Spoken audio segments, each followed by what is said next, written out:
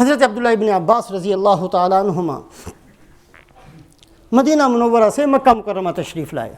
حضرت عبداللہ ابن عباس کے بارے میں ہم سب جانتے ہیں، رسول پاک علیہ الصلوۃ والسلام کے چچا زاد بھائی ہیں، اور آپ صلی اللہ علیہ وسلم نے دعا دی تھی اللہم علمہ الکتاب والحکمہ، اے اللہ ابن عباس کو کتاب اور سنت کا علم نصیب فرما۔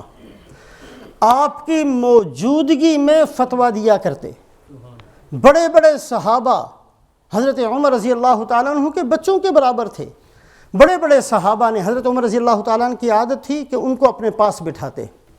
صحابہ نے ایک دفعہ کہا جی ان کی عمر کے ہمارے بچے بھی ہیں، آپ ان کو بھی کبھی اپنے پاس بٹھا لیا کریں۔ کہا نہیں، اس بندے کے علم کی وجہ سے میں اس کا اکرام کرتا ہوں۔ مکہ مکرمہ تشریف لائے، مکے والے سارے کے سارے اکٹھے ہو گئے، آپ صلی اللہ علیہ وسلم کے ساتھ نسبت تھی، رشتہ داری تھی، رسول پاک علیہ الصلوۃ والسلام کی دعا تھی، اور آپ کی زندگی میں فتویٰ دینے والے تھے، جس نے جو مسئلہ پوچھنا تھا مجمع اکٹھا ہو گیا۔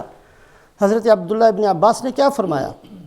اے مکے والو، تم میں عطا ابن ابی رباح موجود ہیں، پھر مجھ سے فتویٰ پوچھنے کی کوئی ضرورت نہیں ہے۔ عطا ابن ابی رباح کون تھے؟ یہ ایک حبشی غلام تھے، رنگ کالا تھا، ناک بالکل ہونٹوں کے ساتھ لگی ہوئی چپٹی ناک تھی، ہونٹ بہت موٹے موٹے تھے، رنگ بہت عجیب سا تھا، سر بہت عجیب سا تھا، انتہائی بدصورتی، یہاں تک کہا جاتا ہے کہ بدصورتی کے اندر جن جن چیزوں کو بھی دیکھا جائے وہ سب کی سب ان کے اندر موجود تھی۔ قد بھی بہت چھوٹا سا تھا۔ جیسے حسن کو دیکھتے ہیں نا کہ آنکھیں بھی ٹھیک ہونی چاہیے، اور بال بھی ٹھیک ہونے چاہیے، اور رنگ بھی ٹھیک ہونا چاہیے، اور ہر چیز حسن کے اندر بہت ساری چیزوں کو دیکھا جاتا ہے، ایسے ہی بدصورتی کے اندر جن جن چیزوں کو دیکھا جاتا ہے وہ سب کی سب ان کے اندر موجود تھیں۔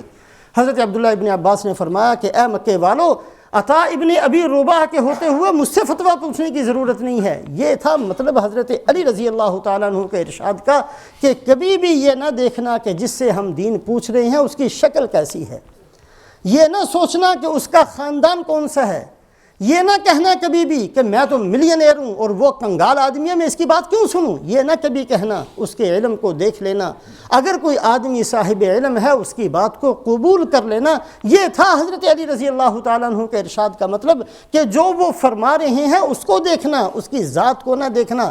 ہرگز ہرگز ہرگز اس کا یہ مطلب نہیں جو آج امت مسلمہ نے سمجھ کر ہر للو پنجو کو ہم نے اس قابل بنا دیا، اور اس کو بٹھا کر ہم نے اس کو پیری کا سرٹیفکیٹ بھی دے دیا، اور اس کو شیخ التفسیر بھی بنا دیا، اور شیخ الحدیث بھی بنا دیا، اور دین کا پورا سمجھنے والا بھی اس کو بنا دیا۔ شریعت اسلامیہ میں اس کی کوئی اجازت نہیں۔ جیسا گزشتے ہفتے اس بات کا بیان ہوا تھا، اندر درست ہو یہ ٹھیک ہے، ایمان پر ہی سارے وعدے ہیں، لیکن ظاہری شکل و صورت کا درست ہونا بھی ضروری ہے۔ اللہ پاک نے جہاں یا ایھا الذین آمنوا یا ایھا الذین آمنوا یا ایھا الذین آمنوا بار بار کہا، وہاں اللہ پاک نے اسلام یعنی ظاہری صورت کے بارے میں بھی فرمایا، الا للہ الدین الخالص ان الدین عند اللہ الاسلام۔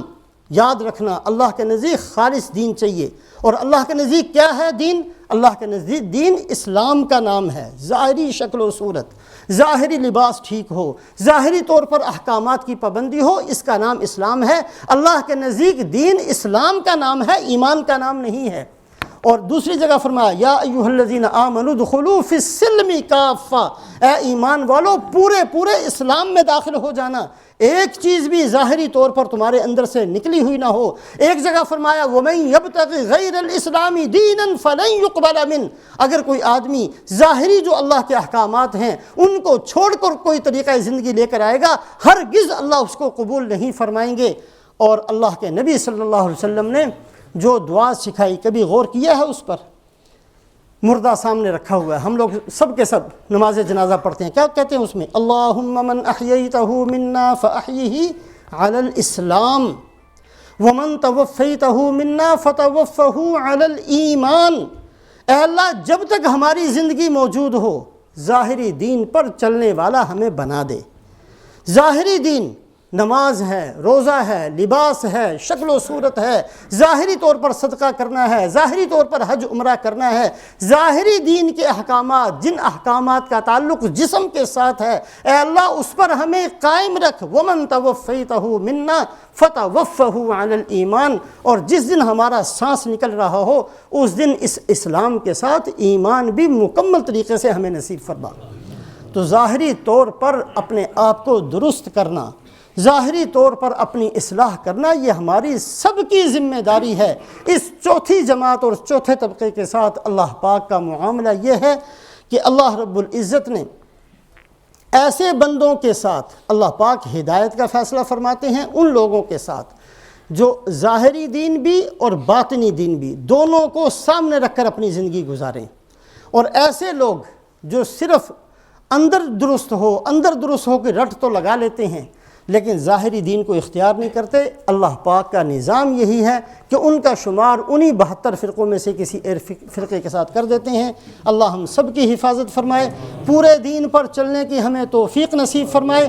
رمضان المبارک کا مہینہ برکت والا مہینہ قریب آ رہا ہے، اس کے اندر اہتمام سے اور دعائیں کریں تو یہ دعا بھی ضرور کریں کہ اے اللہ جتنی دن زندگی کے باقی ہیں یہ ہمیں ایسے گزارنے کی توفیق نصیب فرما جس سے آپ راضی ہوتے ہوں، مکمل طریقے سے دین ہمارے اندر ہو، دین ہمارے دل میں بھی ہو، دین ہماری آنکھوں میں بھی ہو، دین ہمارے اعضاء و جوارح کے اندر بھی ہو، ہماری سوچ کے اندر بھی ہو، ہماری فکر کے اندر بھی ہو، ہمارے کاروبار کے اندر بھی ہو، ہماری غمی میں بھی ہو، ہماری خوشی میں بھی ہو، ہماری گھر کے اندر بچے پیدا ہوں اس وقت بھی ہم دین کو سامنے رکھیں، مکمل طریقے سے دین پر چلنے کی اللہ ہمیں توفیق نصیب فرمائے۔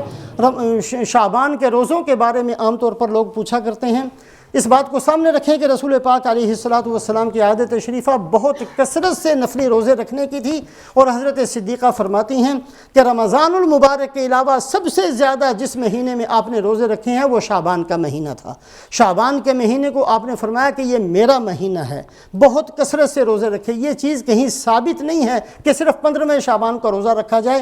3 روزے تو آپ صلی اللہ علیہ وسلم نے حکم دیا کہ ایام 20، 13، 14، 15 یہ 3 روزے تو پورے سال ہر مہینے کے رکھنے چاہیے۔